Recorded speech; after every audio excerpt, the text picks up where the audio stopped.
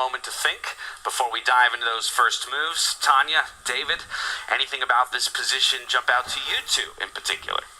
When I saw it first, it felt like it should transpose into some kind of standard ideas. You push the central pawns, you take out your minors, you get your king to castle on the right side, open up the bishops, and that's how Magnus also starts with that move ahead.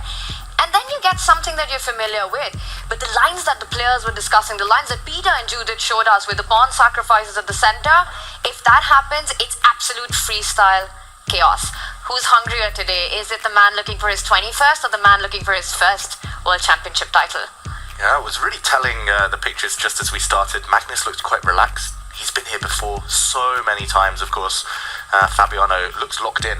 He's really focused. He really wants this. Had a relatively early night last night, and he would do anything for a first world title, especially such a big year for his career now, with the candidates ahead and maybe the classical world title in the sights. There is this whole conversation in the chess world, right, where is Fabiano Caruana the strongest player ever to not have a world championship title? And all of that could change tonight. That's exactly right. He can end that conversation by making a statement here and now today. D4, D5 will be the opening moves. Now Magnus taking a moment to pause to think about how he wants to progress. Big moment. Queen's Gambit, or Queen's Gambit-esque, was discussed there by Judith and Peter. And the big question would be whether Black can accept the Gambit. I would say Magnus, his style over the last 2 days has been quite risk-averse in the early stages. Only later will he try to press with some controlled aggression, especially strategic aggression a bit later. But I'm skeptical. I don't think he's going to risk it here, Tanya. What do you think? Will we see fire on the board early, or will Magnus save it for a bit later? Well, I made my prediction on the pre-show, right? I'm expecting at least one decisive game in the first 2 rounds, but I think, yes, the action starts a little later. I'm still expecting some sort of a strategic fight where the minors come out, the king goes to castle, perhaps on the right side you get e3 in, get the bishops out of the way, and then look for your chances. You know, I look at the screen that we've got. I mean, these two players, is their incredible experience at the highest, the biggest stage, and I think that's what came to play yesterday in their match against the youth. The brashness, the ambition of the youth there, where Vincent and Nordberg, David, they really got their chances. They got their moments, but when it came to those clutch decisions, it was Magnus and Fabi who were able to close the deal. And I think that blueprint of what to do in these high critical moments is what these two have, which is beyond anyone's level. And that's why here they are at the final stage. They've been at the Classical World Championship stage. And for good reason.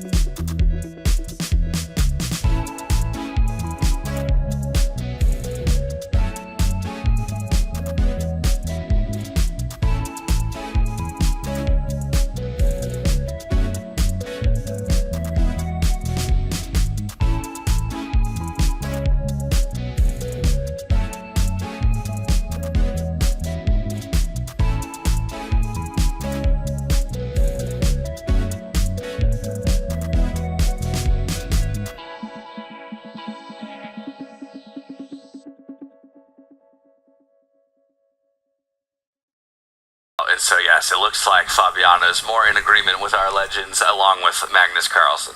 But I also want to point out that actually this was the only way to restore the material balance. At first it might have looked that Fabi could have traded on f3 and also regained with interest by destroying Magnus's right side. If we just back up one move, there was a really nice in-between check that Magnus would have, which would actually end up in Magnus having extra material after bishop takes knight, queen to g3 check.